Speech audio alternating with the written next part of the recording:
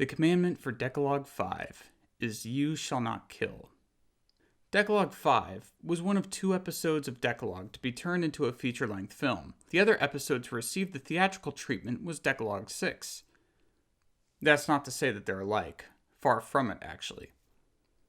And a word of warning to anyone watching. This video contains graphic violence. So if you have a problem with that, turn off the video now. Dekalog 5, or a short film about killing, concerns itself with 2 main killings, one illegal and one legal. What we draw from the comparison is up to us, but it's fairly obvious to me that Kieślowski condemns both. I say this because both killings are equally disturbing, and they're even more disturbing in the theatrical version. Kieślowski doesn't treat the execution of Jacek as some kind of great retribution, as a great carriage of justice. No. We watch him plead with Piotr to allow him to be buried next to his dead sister before a group of uniformed men drag him into an execution chamber. He struggles and cries until they force him into the noose. A cacophony of noise arises until the moment the floor opens beneath him.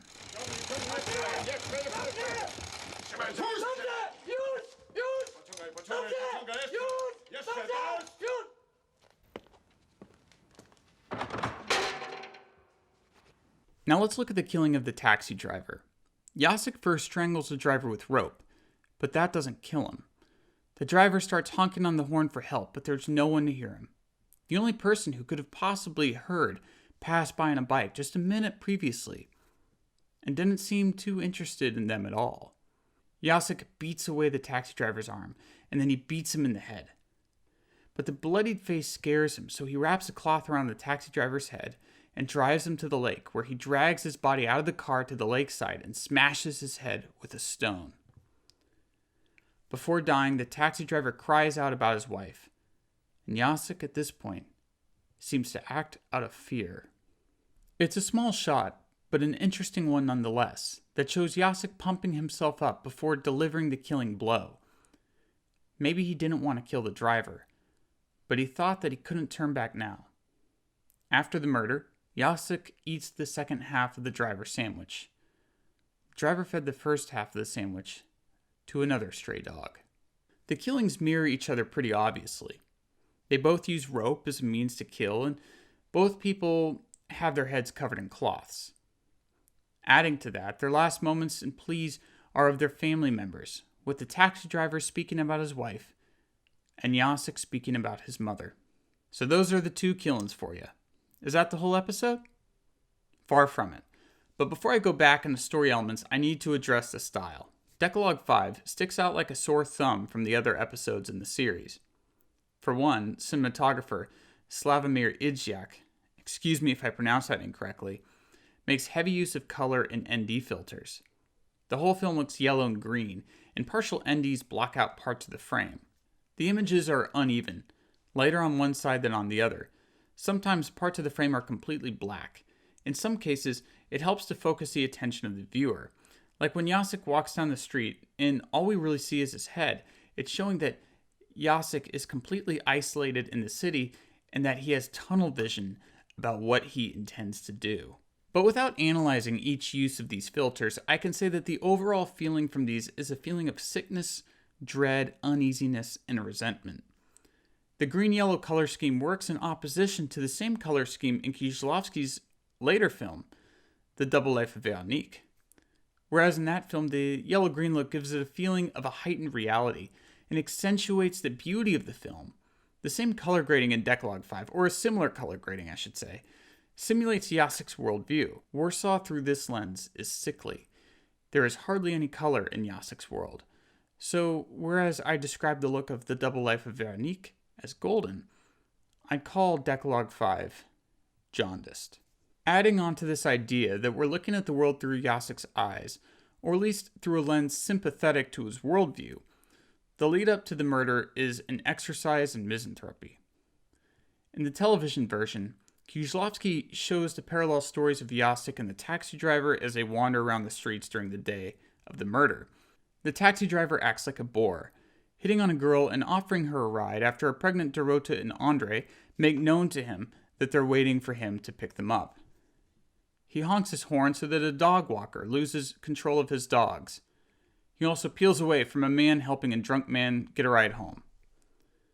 The tragic bit about the last decision is that the next passenger he picks up is Jacek. The taxi driver might have driven around fairly aimlessly, but Jacek wanders with a purpose. He's a predator on the streets, looking for prey. His most likely victim is a taxi driver, as he makes his way to the nearest taxi stand, and on his way there, we see his growing resentment towards humanity. The scene in which he shoves the man down in the urinal sticks out to me. It's an act of senseless violence, showing us that he doesn't need a reason to attack, but before he leaves, he smiles at the man. It's not a smile of happiness, or a smile about the dark humor of the situation. No, it's a primal smile. It's like how chimpanzees smile when they're aggressive. Purely animalistic. But we also see his humanity. He stops by a photo store and requests the enlargement of a photo of his sister. It's funny that in the scene where we see his humanity, we also are introduced to his murder weapons. It's obvious that the senseless death of his sister looms over him like a dark cloud, and could be a reason for his decision to kill. I see it as he's applying the concept of an eye for an eye to God.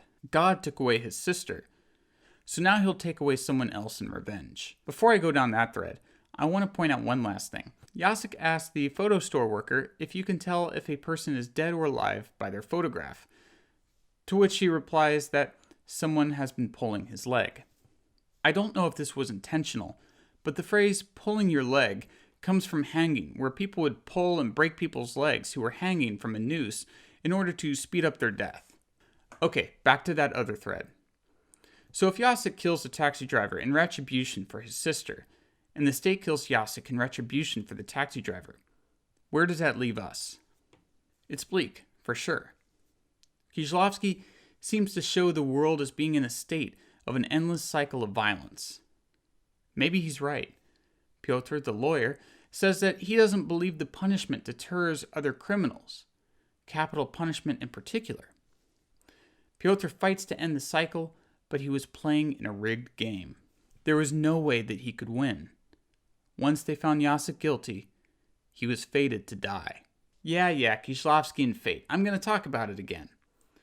In the cinematic rendition, Kieślowski puts Piotr in earlier in the film. In fact, his storyline crosses with Jacek's and the taxi drivers. The way Kieślowski edits all of this heavily suggests to the audience that their meeting is fated. I wouldn't say that their deaths are fated, but their meetings are. You see, it's still Jacek's choice to kill the taxi driver. He might have prepared all day to perform the kill, tightening and cutting the rope, choosing his target, etc., but at any point, he could have called it all off. When he sits in the back of the taxi cab, Artur Barkish blocks the road and looks straight into Jacek's eyes. He shakes his head. In return, Jacek moves his face into the shadow, in clear retaliation. The second time we see Artur Barkish is in the prison, shortly before the execution. Both cases of death pain him.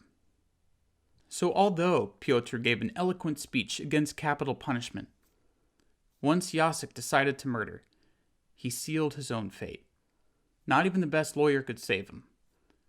Piotr does more than he needs, staving off the execution, trying to keep Jacek alive for just another second. Now, all what he can do is to make sure that Jacek is buried next to his sister and his father. I want to leave you all with a quote from the movie to chew on. Jacek states that in the court they were all against me. Piotr rebuts, against what you did. Jacek coldly replies, it's the same.